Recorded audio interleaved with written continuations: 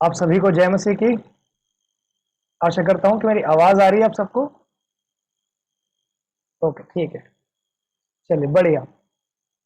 तो सभी को धन्यवाद करते हैं आज के दिन के लिए। आज की जो क्लास है वो हम 10-15 मिनट पहले बंद करेंगे। आप खुश होंगे इस बात से शायद, क्योंकि हर क्लास हमारी 7-8 मिनट ऊपर ही जाती है। उसका कारण ये है कि हमारे यहाँ फास्टिंग मीटिंग्स चल रही हैं, और वो फास्टिंग मीटिंग रात को 10 बजे से शुरू हो जाएगी। तो हमारे 4 सेशंस चल रहे हैं दिन में। सुबह एक 6 बजे, फिर 10 बजे, फिर शाम को 5 बजे, फिर रात को 10 बजे। तो इस वजह से हम लोग रात को 10 बजे है, तो फिर यहाँ से ख़त्म करते तो जंप नहीं लगा सकते। 10 मिनट पहले रोकना पड़ेगा, क्योंकि हमारे चर्च के लोग फिर जुड़ने स्टार्ट हो जाएंगे। तो दोनों मीटिंग्स के लिए एक ही लिंक दे रखा है मैंने। ओके, चलिए, प्रभु का नाम ऊंचा हो। अभी मैंने देखा थोड़ी देर पहले, तो हमारे पास 20 ही लोग जुड़े हुए हैं आज क्लास में। उसका कारण पता है? मेन उसका एक मेन कारण है कि इंटरनेट की समस्या कई जगह पर है। मेरे पास बहुत सारे लोगों का मैसेज आया हुआ है कि इंटरनेट ही नहीं चल रहा। बहुत सारे लोगों ने बोला कि इंटरनेट चल ही नहीं रहा है। यूट्यूब चल रहा है, पर हमारा वो नहीं चल रहा, जूम नहीं चल रहा। तो मैं इसको एक फीडबैक की तरह ले रहा हूँ, और सोच रहा हूँ कि अगली बार से हम दोनों जगह साथ में चलाएंगे, जूम पर भी और यूट्यूब पर भी। अगर कोई बाय चांस जूम पर अटेंड नहीं कर पा रहा है, नेटवर्क इश्यूज है, तो वो यूट्यूब पर अटेंड कर सकता है। तो कोशिश करेंगे, और जब तक क्लास चलेगी यूट्यूब पर भी तभी तक चलेगा। उसके बाद वहां से हट जाएगा। ठीक है? तो जैसे क्लास यहाँ पर समाप्त हो जाएगी, तो वहां भी यूट्यूब पे से हट जाएगा। ठीक है? तो ऐसा कोशिश करेंगे कि यूट्यूब का भी कोई समाधान निकाला जा सके। ओके। तो कल हमने नया नियम शुरू किया था, कल नहीं परसों, और नए नियम की हमने पृष्ठभूमि तैयार की थी। हमें समझ में आया कि फरीसी, सदूकी, शास्त्री वगैरह वगैरह ये सारे झुंड आए कहाँ से थे। फिर हम देखें कि शुरुआत बहुत अच्छी थी, पर अंत उतना अच्छा नहीं हो पाया जितना अच्छा होना चाहिए था। ठीक है?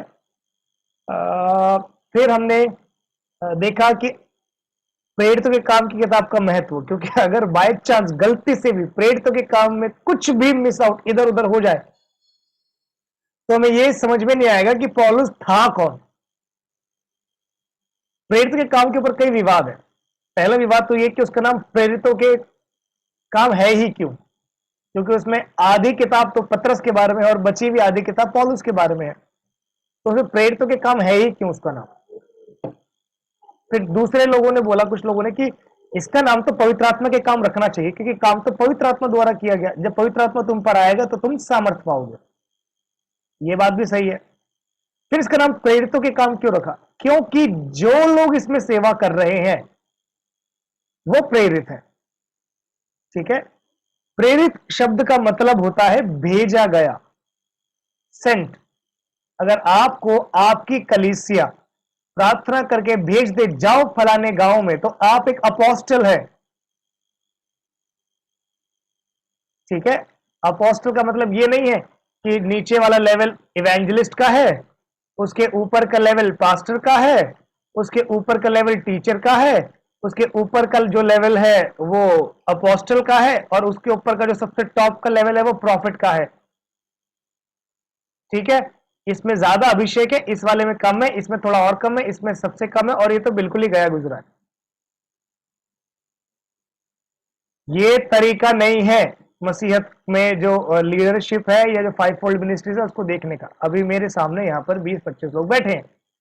आप में से हर एक को प्रभु ने अलग अलग सेवा की बुलाहट दी होगी। आप में से कुछ लोग पास्टर्स होंगे, कुछ लोग कलीसिया में अलग अलग प्रकार की जिम्मेदारी संभाल रहे होंगे, कई लोग हॉस्पिटैलिटी की जिम्मेदारी संभाल रहे हैं। हॉस्पिटैलिटी का मतलब होता है जब कोई पास्टर आते हैं तो उनकी आवभगत, उनकी केयर करना, जिस प्रकार से अब्राहम ने उन 3 लोगों की थी जो अब्राहम को मिले थे। ठीक है? आवभगत करना, खातिरदारी करना, हॉस्पिटैलिटी, पहनुआई की सेवा, ये एक सेवा है। फिर टीचर, ये सब तो टाइटल्स है, जो काम जो व्यक्ति करता है उसको वो पदवी या फिर वो नाम दिया जाता है। अगर कोई ऐसा पास्टर है जिसके पास भेड़ ही नहीं है, एक ऐसा चरवाहा जिसके पास भेड़ ही नहीं है, तो वो चरवाहा नहीं हो सकता। आपको मेरी बात समझ में आ रही है? मेरे पास अगर चर्च ना हो तो फिर मैं पास्टर हो सकता हूं क्या? नहीं। अगर मेरे पास चर्च ही नहीं है तो मैं पास्टरिंग किसकी कर रहा हूं? पास्टर का मतलब होता है जो किसी कलीसिया की देखरेख कर रहा हो, या अगर वो उसके पास अपनी कोई कलीसिया नहीं है तो भी वो कलीसियाओं की देखरेख कर रहा हो, ओवरसियर हो। ये सारी बातें हमें पत्रियों को पढ़ने में समझ में आती है कि ओवरसियर भी होते हैं। आपने जब आपकी संस्था में अपने वर्ड सुना होगा ओवरसियर, ठीक है। डीकन्स, ये वर्ड सिर्फ कैथोलिक वर्ल्ड में यूज नहीं होते, ये बाइबल में यूज किए गए वर्ड है। डीकन्स, बिशप्स, ठीक है। बात यह है कि हर एक सेवा, इफिसियो और उसका चौथा अध्याय आप निकाल के रखना, ठीक है। इफिसियो उसका चौथा अध्याय, और उसके अंदर ये 5 फोल्ड मिनिस्ट्रीज के बारे में लिखा है कि मुख्य रूप से 5 जो सेवाएं हैं, ये हम में से हम किसी ना किसी दायरे में जरूर छलांग मारते हैं। आप यहां जितने भी लोग बैठे हुए हैं, 28 लोग, आप में से कोई ना कोई नहीं, हर कोई इन पांचों में से किसी एक में तो जरूर होगा,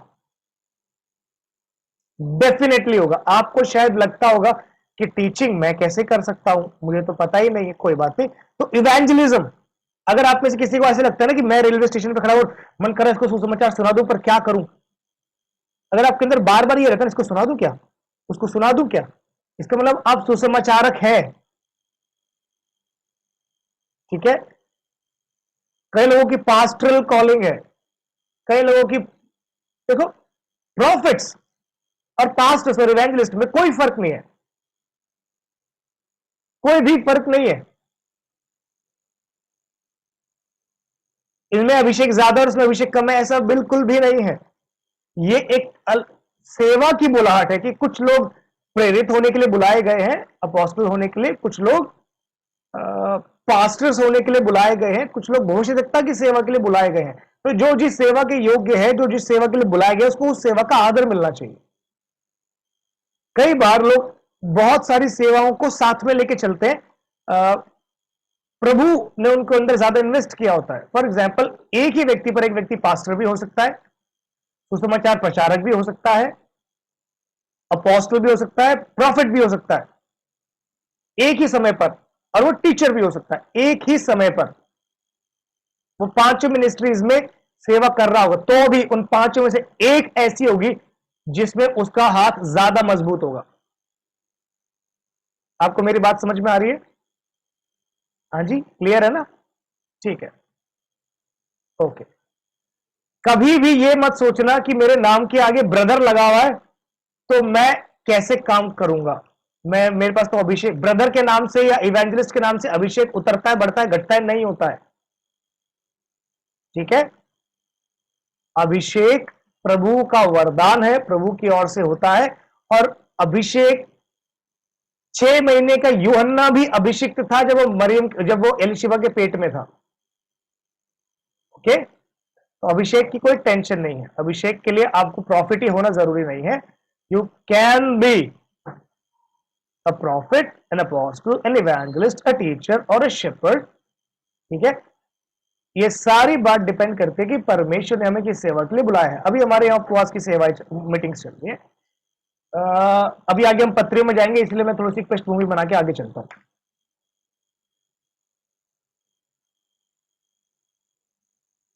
उपवास में हम लोग अपना खाना पीना छोड़ देते हैं, ठीक है। सब लोग ऐसा ही करते हैं। क्या उपवास इसी प्रकार से हो सकता है? क्या दूसरे तरीके से उपवास नहीं हो सकता है?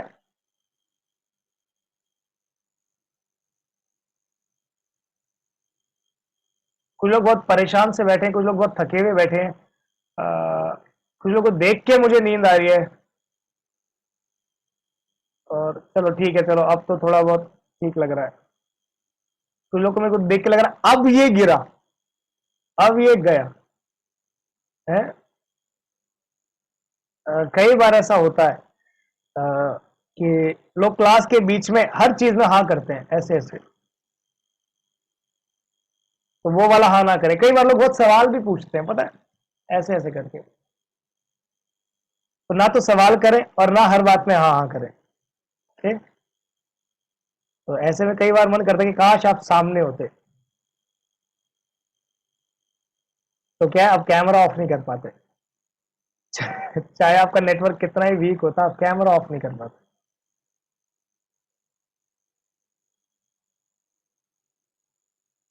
कभी भी ये जरूरी नहीं होता। देखिए, मैं एक छोटी सी बात बता रहा हूँ। उपवास की मीटिंग्स हमारे यहाँ चल रही हैं, और मैंने सुबह का जो सत्र था हमारा 6 बजे वाला, उसमें हमने प्रार्थना वगैरह की। उसके बाद हमने 10 वाला जब किया, तो मैंने 10 बजे लोगों से पूछा कि कितने लोगों ने सुबह उठ के प्रार्थना की है। सब लोगों ने हाथ खड़ा किया, सब लोगों ने प्रार्थना की। डन, वेरी गुड, मुझे बहुत अच्छा लगा। मैंने बोला अच्छा बताओ फिर आज के लिए प्रभु ने क्या बोला। किसी ने भी माइक ऑन करके नहीं बताया कि आज के लिए प्रभु ने क्या बोला। प्रार्थना सबने की है, पर प्रभु ने क्या बोला ये किसी को नहीं पता। यानी ये बिल्कुल ठीक वैसा हुआ जैसे मैंने कॉल किया आपको, और आपकी बात सुने बिना मैंने अपनी सारी बात करके फोन काट दिया। आपको मेरी बात समझ में आ रही है? ये हमारा डेली रूटीन होता है, हर दिन हम ऐसा ही करते हैं। पर उपवास में इस तरीके को बदलने की जरूरत होती है। उपवास में हम ज्यादा डिपेंड होते हैं प्रभु की आवाज पे कि प्रभु तू बात कर। Lord you speak to me, I am sitting still and idle, now I want you to speak. प्रभु मैं शांत बैठा हूं, खाली बैठा हूं। मतलब अगर यूं भी बोले ना, हिंदी में एक लोकल वर्ड है नल्ला। नल्ला मतलब बिल्कुल खाली बैठा हूं मैं, वेल्ला। प्रभु तू बात कर, पर हां मैं तेरी आवाज सुनकर ही उठूंगा। मेरी जिद है कि मैं तेरी आवाज सुन के ही उठूंगा। और आपको पता है, परमेश्वर कभी आपको बिना बोले उठने नहीं देगा, बिना अपनी बात के उठने ही नहीं देगा। यह प्रभु की खासियत है। परमेश्वर आपकी हर एक आवाज को सुनता है। मेरे पास कुछ इंसिडेंट्स हैं, 2 घटनाएं मैं बताता हूं। पहली घटना कि परमेश्वर आपकी हर एक बात को सुनता है, एवरी रिक्वेस्ट। एक बार जब मैं बाइबल कॉलेज में था, तो उस दौरान हमारी चर्च में एक पास्टर आए थे। ही वॉज अ प्रॉफिट, एक प्रॉफिट आए थे, ही वॉज अ प्रॉफिट। और वो भविष्यवाणी करने लगे, सभी कॉलेज के स्टूडेंट्स के ऊपर वो हाथ रख के भविष्यवाणी करने लगे। तो मैंने प्रभु से बोला कि मुझे कैसे पता चलेगा कि ये सही है।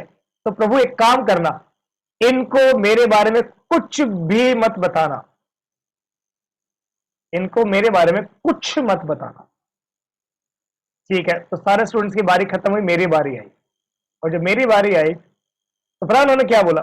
उन्होंने बोला इस लड़के ने प्रार्थना करी है कि प्रभु इसको, मतलब इसके बारे में मुझे कुछ मत बताना। उन्होंने वही बोला जो मैंने 2 मिनट पहले प्रार्थना करके आया था, कि मेरे बारे में इनको कुछ मत बताना। ठीक है, उसके बाद उन्होंने मेरे लिए कोई कोई प्रोफेसी नहीं की। उसका रीजन था, उन्होंने मुझे बिठा के बताया कि अगर प्रभु तुमसे डायरेक्ट बात करता है तो तुम्हारे लिए कोई प्रोफेसी नहीं कर पाएगा। आपको मेरी बात समझ में आ रही है? कई बार आपके साथ ऐसा हुआ है कि आपके झुंड के लिए कोई पास्टर ने आके प्रार्थना करनी शुरू करी, सबके सर पे हाथ रख के कुछ कुछ बोल दिया, पर आपके पास आए ही नहीं प्रार्थना करने के लिए, है? इसका मतलब यह है कि परमेश्वर आपसे डायरेक्ट बात करता है। और अगर वो डायरेक्ट बात कर रहा है, तो फिर किसी और के आपके ऊपर हाथ रखने की जरूरत नहीं है। आपको मेरी बात समझ में आ रही है? ओके। दूसरी बात, कई बार हम जीवन की बहुत सारी निराशाओं में से गुजरते हैं, और ऐसे में प्रभु चाहे हमसे बात कर रहा होता है, चाहे प्रभु ने हमें बातें बताई हो, तो भी उन चीजों के ऊपर धूल चढ़ने लगती है। तब परमेश्वर कई बार हमारे लिए वो दर्शन की बातें या प्रोफेसीज को बताता है। ऐसे में अभी हाल फिलहाल की बात है, बहुत एक आंटी जो तमिल से है, तमिलनाडु से है, वो घर पे आई, उन्होंने प्रार्थना वगैरह किया। और जब प्रार्थना किया तो उन्होंने बहुत सारी बातें बोली। उन्होंने बताया प्रेजेंट की स्थिति क्या चल रही है और आने वाली स्थिति। वो आने वाली स्थिति के बारे में मुझे बहुत अच्छे से पता है, पर जीवन की कई बार बातों की वजह से, जीवन की परिस्थितियों में जिनमें हम होते हैं, बहुत सारी चीजें हमें जब घेर लेती हैं और हम सही सही नहीं देख पा रहे होते, तब परमेश्वर हमारी धूल झाड़ता है। ठीक है। अब प्रॉफिट्स आज की डेट में हर कोई व्यक्ति अपने नाम के आगे प्रॉफिट लगा के चल रहा है। मैंने किसी से बोला कि देखो, अगर तुम्हें सेवा करनी है, मतलब मजाक में बोला, अगर तुम्हें सेवा करनी है, तुम्हें प्रभावशाली पास्टर बनना है, मतलब प्रभावशाली सेवक बनना है, और तुम चाहते हो कि तुम्हारा बहुत पैसा आए, हर प्रार्थना के लिए तुम डिमांड कर सको, तो अपने नाम के आगे प्रॉफिट लगा लो। प्रॉफिट लगा के आप चाहो तो लोगों से प्रार्थना करवाने के लिए पैसा मांग सकते हो, क्योंकि पास्टर को आप कॉल करोगे, पास्टर आपके लिए प्रार्थना कर देगा। आपके पास्टर को आप कितनी बार अपने प्रार्थना विषय बताते होंगे? बताते कि नहीं बताते? वो आपके लिए प्रार्थना करते हैं, प्रभु चमत्कार करता है, काम करता है, सब बात ठीक है। पर अगर वही प्रार्थना आप किसी बाहर वाले से करवाओगे तो आप उसको कुछ तो गिफ्ट दोगे, है जी? हम देते हैं, दूसरों की सेवा में बोते हैं। अगर उतना हम अपने पास्टर के बो रहे होते तो शायद बात कुछ और होती है ना। हमारे लिए घर की मुर्गी दाल बराबर हो जाती, चाहे वो पास्टर हो। नए नियम में आप और मैं, यहां पर हम जितने 33-35 लोग हैं, याद रखें, आप में से हर एक एक सेवक है। एवरीवन। आप में से कोई भी नहीं बोल सकता कि मुझे ये नहीं आता, वो नहीं आता। अच्छा, how to identify which type of work given, हमें कैसे पता चलेगा? आपके अंदर वो कुलबुलाहट होगी, मतलब आपके अंदर वो अर्जित, वो चीज जलन पैदा कर देगी। अगर आप एक सुसमाचारक है तो आपके अंदर जलन पैदा होगी सुसमाचार सुनाने की। अगर आप टीचर हैं तो आपके अंदर जलन पैदा होगी सीखने की और बिठाकर सिखाने की। अगर आप एक प्रेरिताई की सेवा में है, अपोस्टलशिप में है, तो आपको कलीसियां प्लांट करने के लिए प्रभु इस्तेमाल करेगा। अगर आप प्रोफेसीज में है तो परमेश्वर आपको पहले अपने बारे में और फिर दूसरों के बारे में बताना शुरू करेगा। ठीक है। बहुत आसान है समझना, कोई मुश्किल काम नहीं, बहुत इजीली आप समझ सकते हो। ठीक है। इनके अलावा बहुत सारी सेवाएं हैं। प्रेयर टावर, कई लोग प्रार्थना मिनिस्ट्री में होते हैं और बहुत गजब की प्रार्थना मिनिस्ट्री में होते हैं, उनके बारे में कोई नहीं जानता, उनके बारे में किसी को नहीं पता होता, पर वो लोग वो होते हैं जो आपके लिए प्रार्थना करते हैं और आपके लिए दर्शन देखते हैं। कोई भी प्रे टावर मिनिस्ट्री में जाना नहीं चाहता, केवल चुनिंदा लोग ही जाते हैं इसमें। अगर मैं आपको बोल दूं कि आपको 2 घंटे प्रार्थना करनी है डेली, आप नहीं जाओगे। हाँ, आप ये बोलोगे, हाँ 2 घंटे में अगर 1 घंटा बाइबल पढ़नी है और आधा घंटा गीत गाना और आधा घंटे प्रार्थना करनी है तो मैं कर लूंगा, है ना। प्रे टावर में लोग 5-5, 6-6 घंटे लगातार बैठ के प्रार्थना करते हैं, 3.5, 4.5 घंटे लोग लगातार। प्रे टावर वाले लोग इस मीटिंग में भी जुड़े हुए हैं, पता आपको। ये वो लोग हैं जो कभी भी स्टेज पे नहीं आते, ये वो लोग हैं जो कभी सामने नहीं आते, और इनको, इनका जो मूल्य है ना, वो स्वर्ग के राज्य में किसी भी पादरी से ज्यादा होगा, किसी भी पादरी से ज्यादा होगा, क्योंकि सेवाएं, लोगों की सेवाएं इनकी प्रार्थनाओं पे डिपेंड करती है। हम खड़े इसलिए हैं क्योंकि हमारे पीछे लोग हमारे लिए प्रार्थनाएं कर रहे हैं। ठीक है।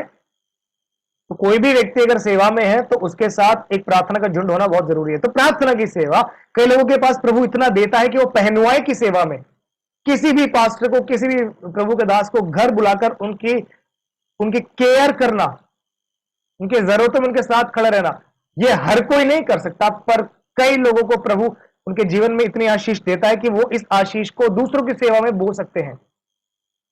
आप समझे कि प्रभु आपको किस सेवा के लिए प्रभु ने आपको बुलाया है। ये मैं नहीं बताऊंगा, ये पवित्र आत्मा आपको बताएगा।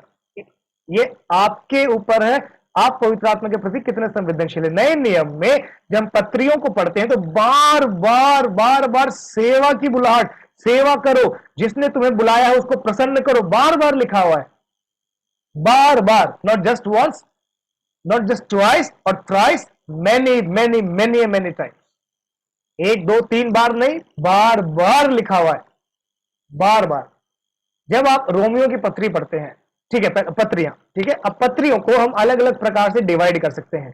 जैसे हमने नए नियम को 4 अलग अलग भागों में डिवाइड किया था। पहला था सुसमाचार, दूसरा था इतिहास की किताब जिसमें आपका प्रेरित के काम आ गया, तीसरा पत्रियां, और चौथा भविष्यवाणियों की किताब, भविष्यवाणी की किताब यानी प्रकाशित वाक्य। ठीक है, तो सुसमाचार में चारों हो गए थे, इतिहास में प्रेरित के काम हो गया था, फिर पत्रियां। आज हम पत्रियों के बारे में देखेंगे। ठीक है, कई लोगों को नेटवर्क इश्यूज हो रहे हैं, आप अपना कैमरा ऑफ कर सकते हैं।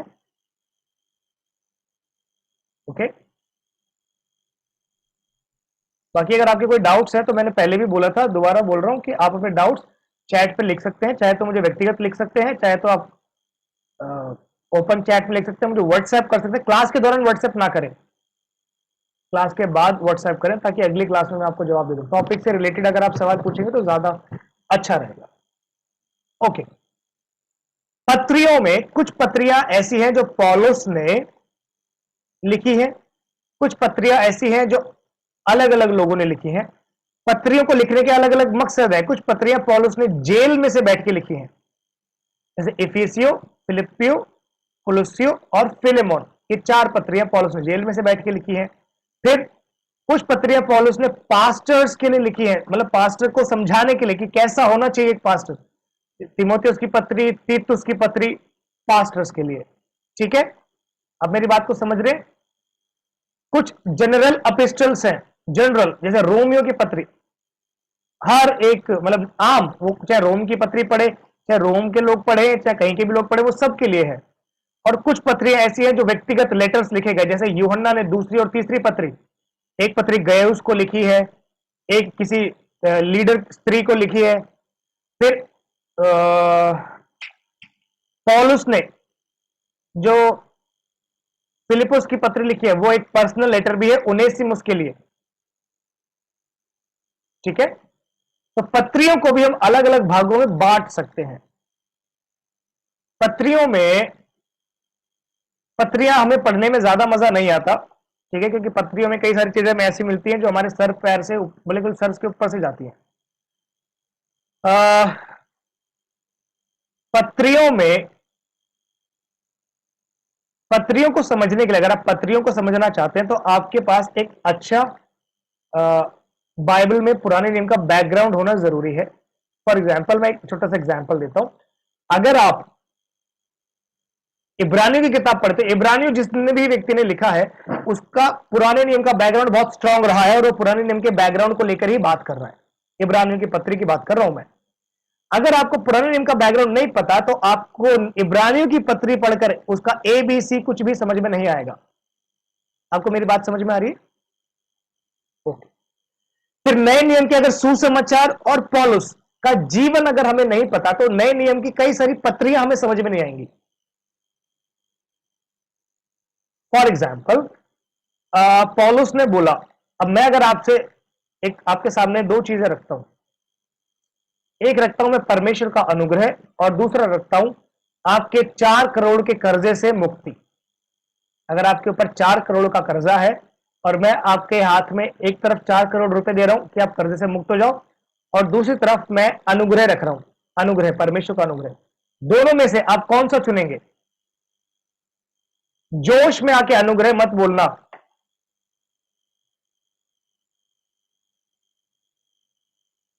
आप चाहे तो इशारा कर सकते हैं अनुग्रह का।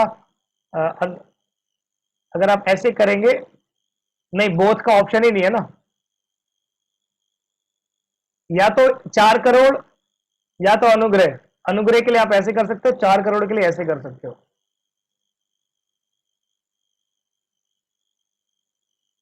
अनुग्रह वाले 2-3 लोग हैं, 4 करोड़ वाले 2-3 लोग हैं। ओके, हाथ नीचे कर लीजिए। कुछ लोग हैं जिनका जवाब ही नहीं आया, वो इंतजार कर रहे हैं कि मैं क्या बोलूंगा।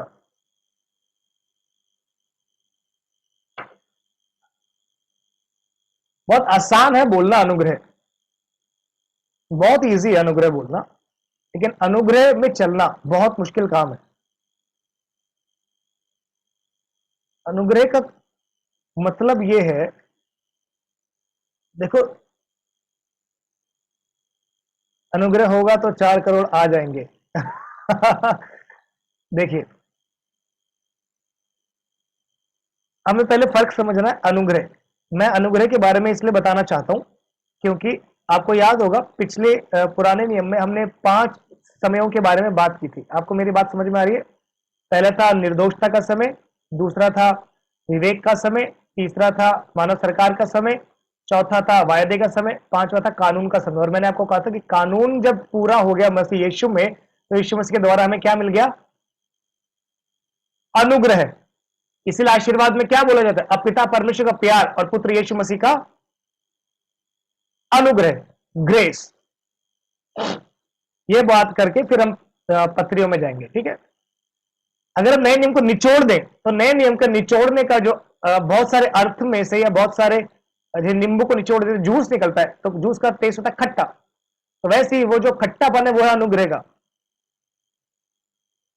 दया करना अलग मुद्दा है, अलग बात है, बिल्कुल अलग टॉपिक है। दया, आपने तरस खाकर किसी पर दया कर दी, ठीक है, अच्छी बात है।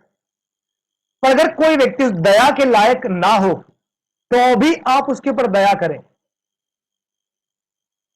क्या ऐसा हो सकता है?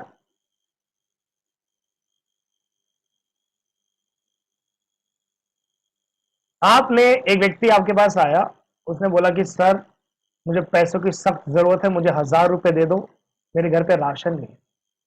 आपने उसको 1000 रुपए दिए। आपकी खुद की हालत बहुत टाइट है, पर आपने जैसे तैसे करके उसको 1000 रुपए दिए। और 2 घंटे बाद आप गए तो आपने देखा कि वो ठेके पे लाइन में लगा हुआ है। ठेके मतलब शराब के ठेके पे लाइन में लगा हुआ है। ब्लैक डॉग, बढ़िया ब्रांड खरीदी उसने 800-900 रुपए की, और गए आपके 1000 रुपए शराब में। अब वो 5 दिन के बाद फिर आया आपके पास और बोले सर मेरी स्थिति बहुत खराब है, मेरे से गलती हो गई, प्लीज मुझे कुछ पैसे दे दो। आप में से कितने लोग उसको पैसे देंगे? आप हाथ उठा सकते हैं। और मैं खुद, आप इस बात को भी समझे कि आपकी स्थिति टाइट थी जब आपने 1000 रुपए दिए थे। कोई भी हाथ नहीं उठा रहा। अरे एक भी नहीं देगा? मुझे लग रहा था कोई तो होगा। अगर ऐसे में आप उसके घर जाके उसके घर का राशन भरते हो तो आपने उस पर अनुग्रह किया है। आपको समझ में आ रहा है? दया का एक डीपर लेवल, एक गहरा स्तर है अनुग्रह का। इसको इंग्लिश में बोलते हैं अनडिजर्विंग मर्सीज। अनुग्रह क्या है? वो दया जिसके योग्य, जिसके लायक ही हम नहीं हैं। यह है अनुग्रह वर्ड का मतलब। अब आप मुझे बताओ, नहीं अब आपने मुझे मतलब, मैं ही बताता हूं पहले तो, ठीक है?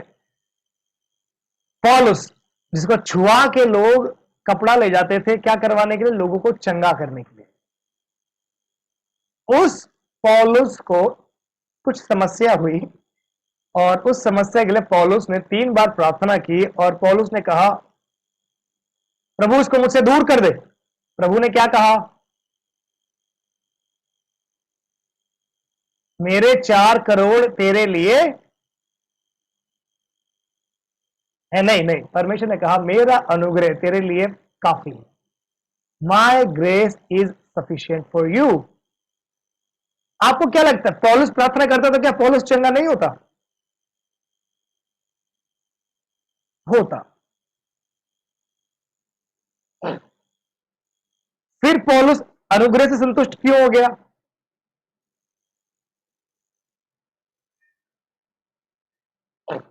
फिर पौलुस मतलब कुछ ज्यादा ही तगड़ी समस्या होगी तभी तो पौलुस ने 3 बार प्रार्थना की।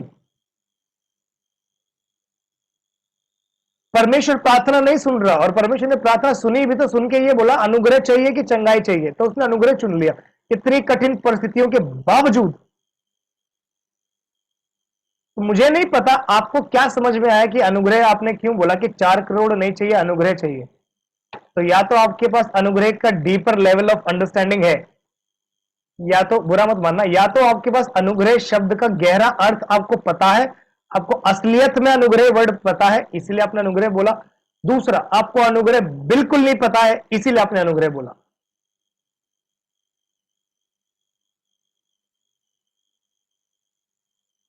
हम अयोग्य हैं। मैंने आपको अभी जो मैं बात बोल रहा हूं, मैं 4 करोड़ के उदाहरण के लिए बोल रहा हूं कि आपके ऊपर 4 करोड़ का लोन है, आपको वो चुकाना है, आपका घर बिक गया, सब बिक गया, पर आपके पास पैसे नहीं है और आप प्रभु से अनुग्रह मांग रहे हैं कि प्रभु 4 करोड़ का इंतजाम कर दे। तब प्रभु बोले बेटा 2 ऑप्शन है तेरे पास, अनुग्रह ले ले या 4 करोड़ ले ले। ऐसे में कितने लोग अनुग्रह बोलेंगे? तब कई लोगों ने अंगूठा दिखाया कि हाँ जी हम तो अनुग्रह लेंगे।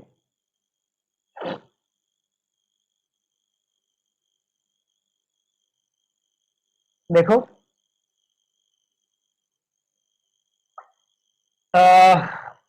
आपको भूख लगी है और आप एक टाइम पे 3 रोटी खाते हो। कितने रोटी खाते हो?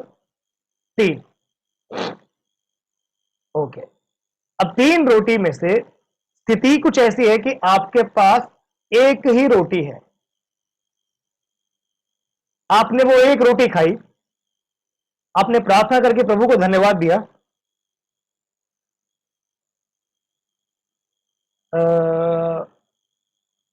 ठीक है, आपने एक रोटी खा के प्रभु को धन्यवाद दिया। आपकी स्थिति ऐसी है कि आप एक से ज्यादा रोटी खा ही नहीं सकते हो, या तो पैसों की तंगी है, जो भी है। तो प्रभु का अनुग्रह उन 2 रोटी की कमी पूरी कर देगा। This is grace. यह है प्रभु का अनुग्रह। ठीक है, आपकी कमियों में एक अलौकिक संपूर्णता। आपकी भले एक आंख खराब हो तो भी उस एक आंख की कमी के ऊपर प्रभु आपको ऐसा जयवंत कर देगा कि आपकी वो आंख की कमजोरी आपके ऊपर हावी नहीं हो पाएगी। यह है प्रभु का अनुग्रह। आप मेरी बात समझ पा रहे हैं? अनुग्रह का मतलब छुटकारा नहीं है। Please try to understand. 4 crore का कर्जा हो सकता है आपकी पुश्तें भी बढ़ती रहे, पर अगर आपने प्रभु का अनुग्रह चुना है तो इसका मतलब यह है कि परमेश्वर उस 4 करोड़ के कर्जे में भी आपको जयवंत होकर चलाएगा बिना चिंता के। आपका बीपी नहीं बढ़ेगा, आपको शुगर नहीं होगा, आपको रात को नींद अच्छी आएगी, आप चैन से सुबह उठेंगे, प्रभु आपके दिन भर की जरूरत को पूरा करेगा। आपको मेरी बात समझ में आ रही है? आपको समझ में आ गया 4 करोड़ और ग्रेस का फर्क? दूसरी बात, ग्रेस खतरनाक चीज भी है। ग्रेस खतरनाक इसलिए है, जिस पर ज्यादा दया हुई है उससे ज्यादा का हिसाब लिया जाएगा। ठीक है। जब हम रोमियो की पत्री पढ़ते हैं, खासकर रोमियो की पत्री, सच में it's very strong, very very very strong epistle. बहुत खतरनाक पत्री है रोम की पत्री। उसके बारे में कुछ बातें बताकर फिर हम आगे बढ़ते रहेंगे। ठीक है, एक एक पत्री करके हम आगे बढ़ेंगे। रोम की पत्री में लिखा हुआ है कि हमें डर का आत्मा नहीं मिला। पहले अध्याय से अगर हम पढ़ना शुरू कर दे तो पहले अध्याय में ही लिखा हुआ है कि परमेश्वर की हम चुने हुए हैं। हमें परमेश्वर ने इसलिए चुना है ताकि हम प्रभु के बुलाए जाएं, हम प्रभु के बोले जाएं, कहलाए जाएं। वी बिलोंग टू क्राइस्ट, यीशु मसीह के हैं हम, इसलिए उसने हमें चुनकर अलग किया। ये रोमियो के पहले अध्याय में लिखा हुआ है। और उसके बाद उसकी 28वीं आयत, 28वीं भी नहीं, मैं एक सेकंड निकाल लेता हूं रोमियो की पत्री, उसके बाद फिर हम आगे चलते हैं।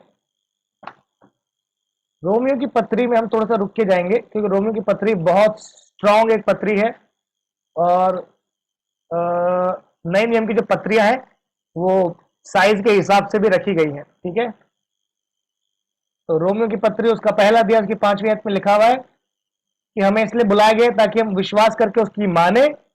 6ठी आयत में लिखा हुआ है तुम मसीह के होने के लिए बुलाए गए हो। ठीक है, 7वीं आयत में लिखा है तुम पवित्र होने के लिए बुलाए गए हो। यानी we are called to be of Jesus Christ. हम इसलिए बुलाए गए हैं ताकि हम मसीहा के बुलाए जाएं। मसीहा की, जैसे बोलते हैं ना, ये तो मेरी पत्नी है, ये तो मेरा बच्चा है, ये तो मेरा घर है, वैसे ही हम इसलिए बुलाए गए ताकि यीशु मुझे देखकर बोले ये तो मेरा लड़का है। आपको बात समझ में आ रही है? उसके बावजूद 28वीं आयत में लिखा है जब उन्होंने परमेश्वर को पहचानना ना चाहा तब परमेश्वर ने उनको उनके निकम्मे मन के आधार पर छोड़ दिया। रोमियो पहला अध्याय 28वीं आयत। हम में से हर एक प्रभु के लिए बुलाया गया, प्रभु की महिमा के लिए रचा गया, लेकिन उन सब के बावजूद लिखा हुआ है साफ 28वीं आयत में कि बहुत से लोग ऐसे जिन्होंने परमेश्वर को अपना परमेश्वर मानना ना चाहा। आपको घटना कुछ मैच होती हुई दिख रही है? न्यायों की किताब और उसका आखिरी अध्याय, उसकी आखिरी आयत कि उन दिनों इजराइल का कोई राजा नहीं था। कुछ मैच हो रहा है? कनेक्ट हो रहा है? परमेश्वर तो था, राजा तो था, पर इजराइल ने मानने से इनकार कर दिया। आज लोगों को पता है परमेश्वर के बारे में, मसीहों को पता है परमेश्वर के बारे में, पर उन्होंने परमेश्वर को अपना परमेश्वर मानने से इनकार कर दिया है। आज इन्होंने अपने लिए नौकरी गढ़ ली है, आज इन्होंने अपने लिए बच्चे गढ़ लिए हैं, मतलब गढ़ लिए का मतलब इन सबको उन्होंने आज अपने लिए मूर्ति बना लिया है।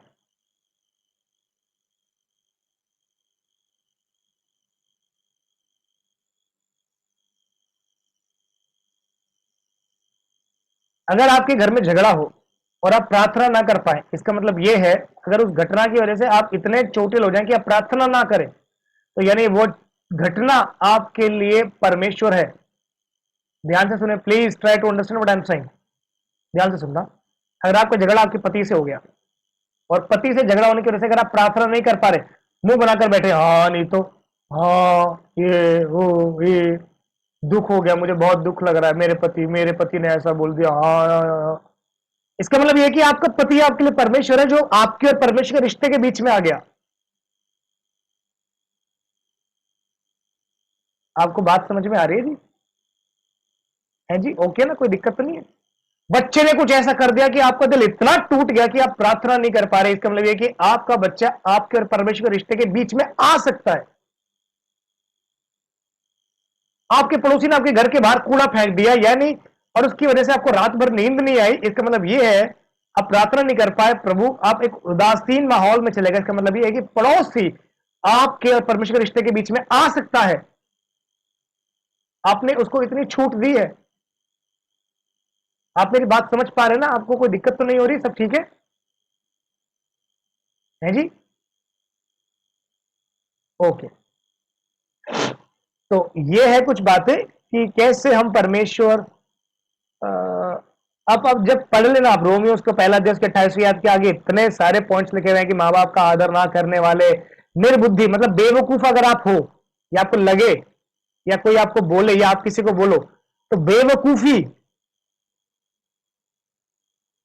उन लोगों की खासियत है जिनको प्रभु ने छोड़ दिया, उनके हाल पे। अगर आप किसी व्यक्ति को, किसी मसीह व्यक्ति को ऊट पटांग गलत निर्णय लेते हुए देखो, इसका मतलब यह है कि परमेश्वर ने उसको उसके हाल पे निकम्मे मन के अनुसार छोड़ दिया है। ठीक है? यानी बेवकूफी वाला कोई भी आत्मिक व्यक्ति, प्रभु के साथ के रिश्ते में चलने वाला व्यक्ति घटिया निर्णय, गलत निर्णय नहीं ले सकता। ये व्यक्ति की पहचान होती है। आपको मेरी बात समझ में आ रही है? कोई व्यक्ति बेवकूफी भरे निर्णय अगर ले रहा है, इसका मतलब यह है कि परमेश्वर ने उसको उसके हाल पे छोड़ दिया। पहले प्रभु ने उसको कई बार बताया होगा, समझाया होगा, यानी उसके ऊपर काफी अनुग्रह हो चुका है, लेकिन अब जब वो अनुग्रह के छतरी से बाहर चला गया तो वो गया। फिर रोमियो के 8वें अध्याय में ही आते हैं, उसमें लिखा हुआ है कि आत्मा के चलाए चले, शरीर के चलाए ना चले। अगर आप शरीर की बात ज्यादा मान पा रहे हो बजाय पवित्र आत्मा की, तो इसका मतलब यह है कि आप पवित्र आत्मा के चलाए नहीं चल रहे हो, और जो शरीर की चल रहे हैं वो शरीर की कटनी काटेंगे, और शरीर की कटनी है विनाश।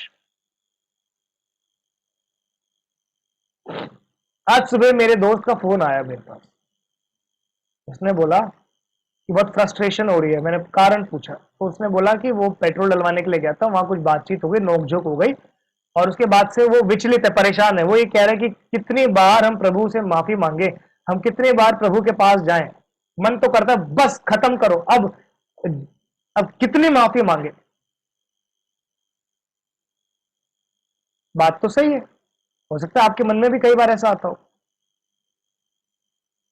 अब आप में से कई लोग जवान हैं, कई लोग नहीं भी हैं, तो शायद मैं ये बात बोल सकता हूं। एक सबसे इंपॉर्टेंट स्ट्रगल जो कोई जिससे हर कोई जवान गुजरता है, वो होता है मैस्टरबेशन। आप लोगों को मैस्टरबेशन पता है?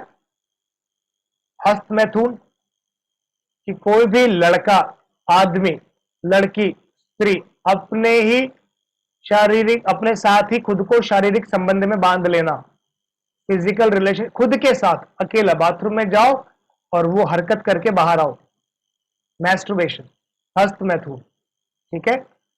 सेल्फ प्लीजिंग, सेल्फ प्लेजर, कई सारे वर्ड हैं इस चीज के लिए।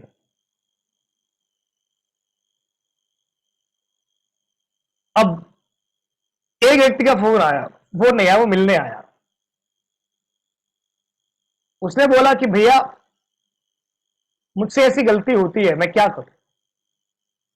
मैंने बोला कुछ नहीं करना, प्रभु से माफी मांगो और आगे बढ़ो। उसने बोला भैया ऐसा करते करते मुझे 2-3 साल हो चुके हैं, कभी कभी तो दिन में 2-3 बार भी माफी मांग लेता हूं एक ही गलती के लिए, क्या प्रभु मुझे अब भी माफ करेगा।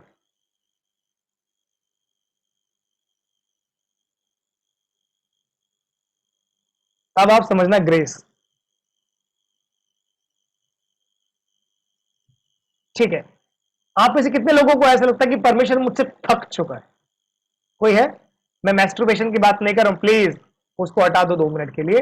मैं मैस्टरबेशन इसलिए बात कर रहा हूं क्योंकि हर जवान, जवान भी नहीं, लगभग 66 भी नहीं, 67% लोग इस परेशानी से गुजरते हैं अपनी पूरी जिंदगी।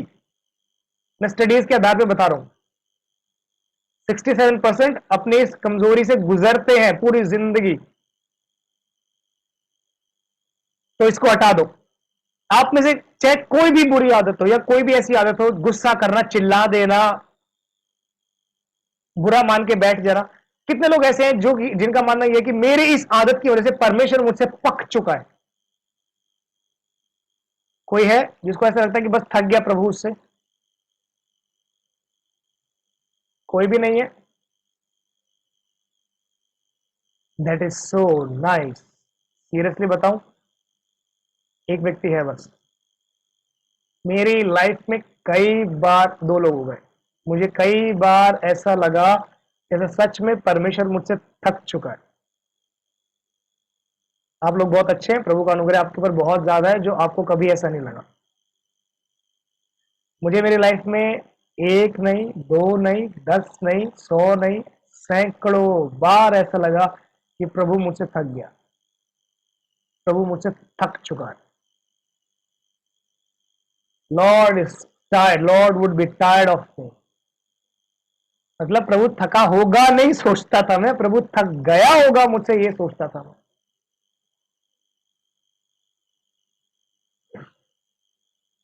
उस दौरान या उन दौरान जो प्रभु ने सिखाया वो मैं आपको बताता हूं। समस्या गिरने में नहीं है, समस्या ना उठने में है। याद आ रही कल की कहानी? तो जब आपके दिल में आए ना कि बस बहुत हो गया, कितनी बार मैं गिरूंगा, शर्म आती है मुझे खुद से, घिन आती है अपने आप से, मैं क्या प्रभु के सामने क्या मुंह लेकर जाऊं। तो पहली बात, ये जो फीलिंग आपके अंदर आती है, ये फीलिंग परमेश्वर की ओर से नहीं है, ये शारीरिक है। ये फीलिंग प्रभु की ओर से नहीं है। Please try to understand. शैतान आपके कान में आके, शैतान पहले आपसे गलती करवाएगा, आपको उकसाएगा, आपसे पाप करवाएगा और उसके बाद आके आपके सामने खड़ा हो जाएगा और आपको बोलेगा तूने गलती की है, तो क्या मुंह प्रभु के पास लेकर जाएगा। ओके? तो जब भी आपसे गलती हो और आपको लगे कि आपसे गलती है, तो मैंने मेरे दोस्त से बोला, उसने बोला कि मुझे बहुत फ्रस्ट्रेशन हो रही है, मुझे बहुत खराब लग रहा है, मैंने उसको कुछ गलत बोला। तो मैंने कहा ये तो अच्छी बात है। गलत बोला वो नहीं, गलत बोलकर बुरा लगा ये अच्छी बात है, क्योंकि अगर तुझे बुरा नहीं लगता तो तुम माफी नहीं मांगेगा। यानी अभी वो स्थिति नहीं आई कि परमेश्वर ने उसको उसके निकम्मे मन के आधार पर छोड़ दिया हो। आपको मेरी बात समझ में आ रही है? हेलो? तो जो मैस्टरबेशन वाला जवान था, मैं नहीं बताऊंगा कौन था, लड़का था लड़की थी, कुछ नहीं बोलूंगा, बस इतना बोलूंगा कि जब उसको ये बात समझाई तो सच में वो इतना सड़ा सा मुंह लेकर आया था कि मैं बता नहीं सकता। और वो उसके बाद इतना खुश होकर गया, उसको समझ में आ गया कि परमेश्वर की परमेश्वर का अनुग्रह, परमेश्वर का ग्रेस काम कैसे करता है। परमेश्वर का अनुग्रह हमें मारने काटने के लिए नहीं है, परमेश्वर का अनुग्रह हमें बचाने के लिए है। पर कई बार हम परमेश्वर के अनुग्रह का गलत इस्तेमाल करते हैं। ठीक है, जैसे मुझसे गलती हुई, मुझे बुरा लगा, मैंने प्रभु से माफी मांगी, वो गलती दिन में 3 बार हुई और पिछले 10 साल से हो रही है, पर मैं संघर्ष कर रहा हूं, आज भी मैं लड़ रहा हूं उस आदत से। मैं, अरे ये तो गलती होनी ही है, चलो छोड़ो, क्या माफी मांगनी ना, ये गलत है। आपने वो समझौता कर लिया, समझौता मत करो, जिंदगी भर लड़ते रहो, चाहे जिंदगी भर आपको लड़ना पड़े, किसी आदत से लड़ते रहो, कभी हार मत मानना, समझौता मत करना, लड़ते रहो, आज नहीं तो कल वो आदत चली जाएगी। दूसरी बात, कई बार हम ऐसा, मैंने लोगों को प्रार्थना करते हुए सुना है। तो पहला जो पार्ट था वो था अनुग्रह का अच्छी बात। अब अनुग्रह का नेगेटिव पॉइंट, क्योंकि प्रभु का अनुग्रह इतना हुआ है तो आजकल लोगों ने प्रार्थना करना शुरू कर दिया, प्रभु देखो, प्रभु मुझे वहां जाकर झूठ बोलना पड़ेगा, प्रभु मैं अभी से माफी मांग लेता हूं, प्रभु मुझे माफ कर देना। वो पहले से प्रभु को सेटिंग कर रहा है, टेबल के नीचे से पैसे खिला के। आपको बात समझ में आ रही है? वो आगे पाप करने जा रहा है और प्रभु को रिश्वत खिला रहा है, प्रभु माफ कर देना।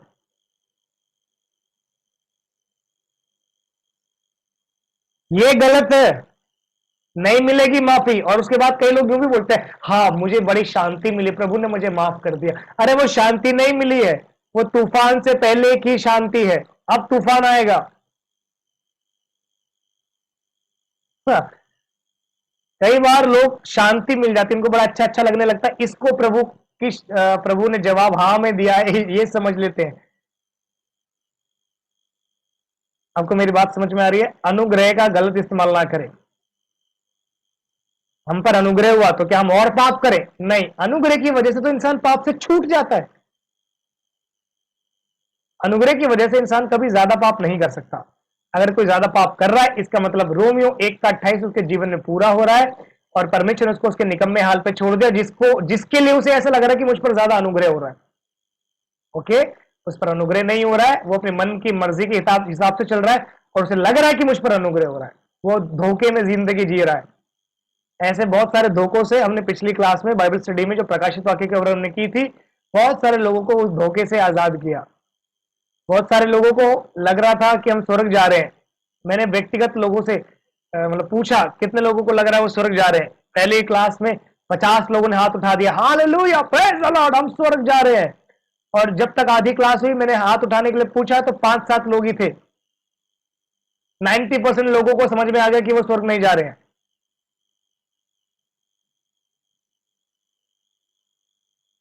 आपकी नाव में छेद होगा तो आप मंजिल तक नहीं पहुंच पाओगे, चाहे आपको ऐसा लग रहा हो कि आपकी नाव सही चल रही है।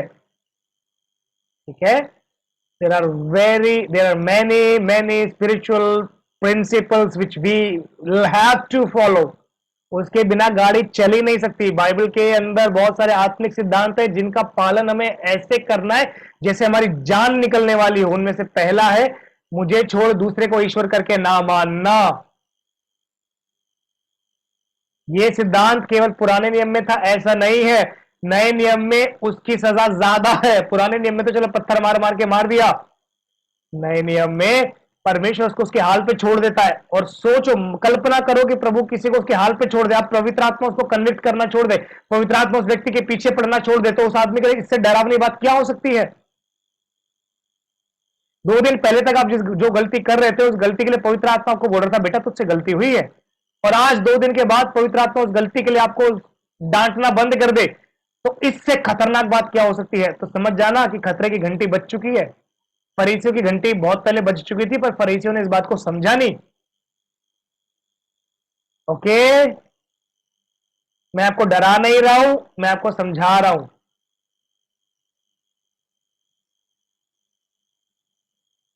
रोमियो की पत्री, ठीक है, रोमियो की पत्री के बारे में 1-2 बातें बताकर फिर हम आगे चलते हैं अगली पत्रियों में। रोमियो की जो पत्री है उसका उद्देश्य मेन ये था कि वो रोम में पौलुस जाना चाहता था, ठीक है, और रोम की कलीसिया को पौलुस जाने से पहले, रोम में मतलब वो पहुंचे उससे पहले पौलुस अपनी शिक्षाओं को रोम की कलीसिया को बताना चाहता था। बस ये है उद्देश्य, ठीक है। कि मैं वहां जाऊं उससे पहले मैं उनको लिख कर बता देता हूं कि मैं क्यों आ रहा हूं और मैं क्या प्रचार करता हूं, मेरा उद्देश्य क्या है। रोम की कलीसिया, रोम की कलीसिया में पौलुस कभी गया नहीं था पहले। अब ऐसे में सवाल उठता है कि जब रोम की कलीसिया में पौलुस गया ही नहीं, पतरस गया ही नहीं, कोई गया ही नहीं, तो रोम में कलीसिया किसने स्थापित की? बहुत सारे जवाब हैं इसके। एक जवाब यह भी हो सकता है कि बहुत सारे लोग जब तितर बितर हुए तो रोम में भी पहुंचे, वहां सेवा की। और इसका एक सबसे अच्छा और सबसे सीधा सवाल जवाब यह है कि जब पेंतिकोस के दिन जब पवित्र आत्मा उतरा तो 3000 लोगों ने बपतिस्मा लिया। छुटकारा चंगाई कितने लोगों ने पाई? उनकी गिनती नहीं लिखी है। कितने लोगों ने उद्धार पाया, उनकी गिनती नहीं लिखी। बपतिस्मा लेने वालों की गिनती लिखी है, वो कितनी थी? 3000। कोई जवाब ही नहीं देता, पता नहीं सब लोग कैसे बैठे हैं। सब लोग मेरा ही इंतजार करें कि मैं ही बोल दूंगा तो ठीक है, नहीं तो कोई बात नहीं, चलने तो कहानी। 3000। Good, thank you. उसके बाद बहुत अधिक संभावना है कि रोम से लोग आए हैं और ये ही लोग वापस रोम में गए और इन्होंने सेवा शुरू कर दी। ठीक है, अब वो लोग क्या वचन सीख रहे हैं किसी को नहीं पता, क्योंकि कोई भी रोम में जाके सिखाया ही नहीं किसी ने। ठीक है, रोम एक खतरनाक जगह है। क्यों? क्योंकि रोम कैसर की राजधानी है। ठीक है, दूसरी बात, रोम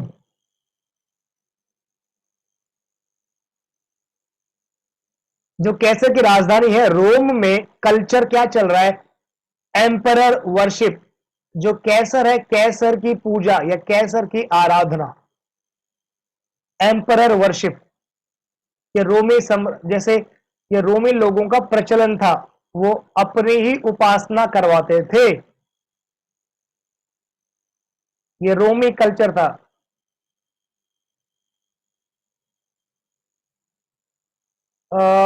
उसके बाद अगली बात, ऐसे में कोई और प्रभु के सामने सर झुकाने वाला व्यक्ति रोम के सम्राट के सामने भी सर झुका रहा है, क्योंकि उसको फर्क नहीं पता, शिक्षाओं की कमी है। तो ऐसे में पौलुस ने रोम की कलीसिया को एक लेटर लिखा और वो है रोम की पत्री। ठीक है, तो रोम में मसीहों के लिए रोम की पत्री लिखी गई, विश्वासियों के लिए लिखी गई। कलीसिया की शुरुआत पौलुस ने नहीं की थी। ठीक है, इस पुस्तक में हमें बार बार पढ़ने को मिलता है कि विश्वास क्या है, धर्मी कौन है, और धर्मी जन जो है वो विश्वास से जिंदा रहेगा। ठीक है, धर्मी का मतलब होता है परमेश्वर के साथ सही संबंध बनाना, मतलब सही संबंध बनाना। धर्मी का मतलब संबंध बनाना नहीं होता, सही संबंध बनाना परमेश्वर के साथ, पवित्र आत्मा के साथ। मैं अपनी बात बोल के छोड़ दूं नहीं होता, पवित्र आत्मा की आवाज सुनना है।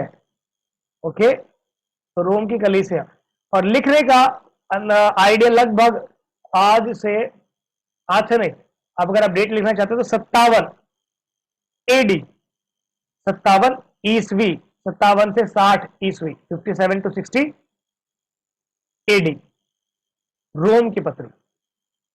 बाकी अगर आप नहीं भी लिखेंगे तो भी कोई बात नहीं, मैं इसके नोट्स जो है ग्रुप पे डाल दूंगा, टेंशन मत लो आप।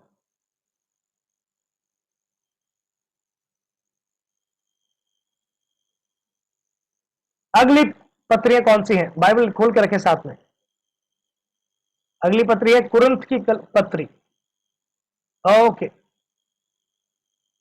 कुरिन्थ की कलीसिया में दरअसल बहुत सारी ऐसी घटनाएं चल रही थी जिनके लिए उनको एक सही शिक्षा की जरूरत थी।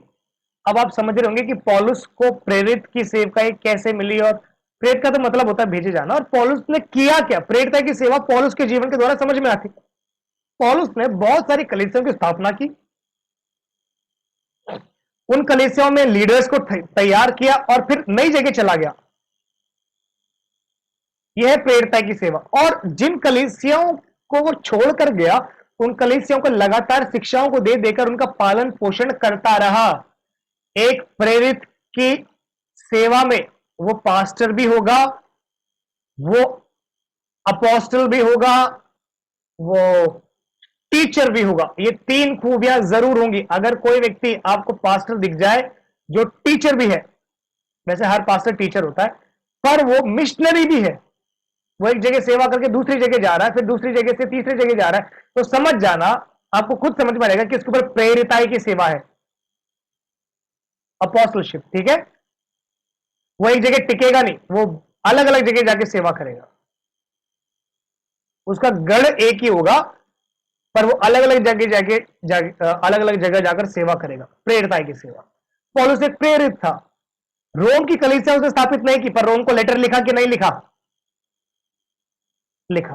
कुरिन्थ की कलीसिया तो पौलुस की खुद की कलीसिया है, पर अब पौलुस दूर बैठा है, ठीक है, और पौलुस पत्र लिख रहा है कुरिन्थ को, और कुरिन्थ में कुछ कमियां हैं, पौलुस वहां से हालात पूछ रहा है, माफ करना, और पौलुस वहां की स्थिति को लोगों को बता रहा है। ओहो, 9:56 हो गए, 10 मिनट पहले खत्म करना था। ठीक है, जल्दी से बताकर खत्म करता हूं। ठीक है, तो कुरिन्थ की पत्री लगभग 55 ईस्वी में लिखी गई, 55 ईस्वी में, और बहुत सारी गलत शिक्षाओं को समझाने के लिए कि गलत है ये, ताड़ना देने के लिए परमेश्वर ने, पौलुस ने कुरिन्थ की पत्री लिखी। दूसरी बात कि पौलुस कुरिन्थ में लगभग 1.5 साल रहा था, कलीसिया स्थापित जब हुई, तो पौलुस लगभग 1.5 साल कुरिन्थ में रहा। पौलुस द्वारा स्थापित की गई कलीसिया है कुरिन्थ की कलीसिया।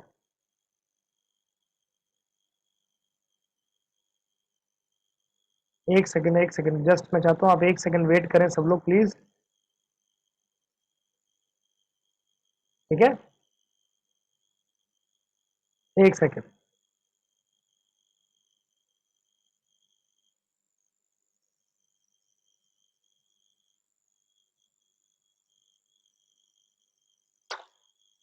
ओके, तो हमारी जो मीटिंग है अगली, वो 10 से साढ़े 11 बजे तक की है, तो मैं खत्म कर रहा हूं बस। कुरिन्थ की पत्री 55 ईस्वी में लिखी गई है, पौलुस ने खुद स्थापित किया, और पौलुस का उद्देश्य यह था कि कुरिन्थ में जो गलत शिक्षाएं चल रही हैं, जो गलत काम चल रहे हैं, जो व्यभिचार के काम चल रहे हैं, उससे लोग सुधरें। ठीक है, पौलुस ने एक व्यक्ति के ऊपर डिसिप्लिनरी एक्शन लेने के लिए बोला गया। अगर आपकी कलीसिया में आपके पास स्ट्रिक्ट है और वो डिसिप्लिनरी एक्शन लेते हैं, तो ये बहुत अच्छी बात है। इसके बारे में कल हम ज्यादा बात करेंगे। ठीक है, ओके, आइए एक पल अपनी आंखों को बंद करें। प्रभु को धन्यवाद, धन्यवाद परमेश्वर सारी बातों के लिए, धन्यवाद प्रभु हमें सिखाने के लिए।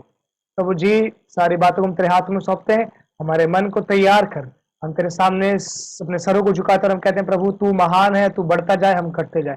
तेरा वचन और शिक्षाएं हम सीखते जाए प्रभु जी, तेरी महिमा के लिए हम तैयार हो जाए। धन्यवाद के साथ ही विनती यीशु मसीह के नाम से मांगते हैं, आमीन आमीन आमीन। आपका एक छोटा सा होमवर्क ये है कि आप पत्रियों को अलग अलग, आप सारी पत्रियां लिख के लेकर आएंगे, और पत्रियों में खुद से पता लगाएं। कोई गूगल नहीं करेगा कि कौन सी पत्री पौलुस ने लिखी है और कौन सी पत्री पौलुस ने नहीं लिखी है, किसी और ने लिखी है। उन पत्रियों को आप लेखक के नाम सहित कल लिखकर लेकर आएंगे। ठीक है, ओके, डन। तो वो आपको आशीष दे। Thank you, God bless you, bye.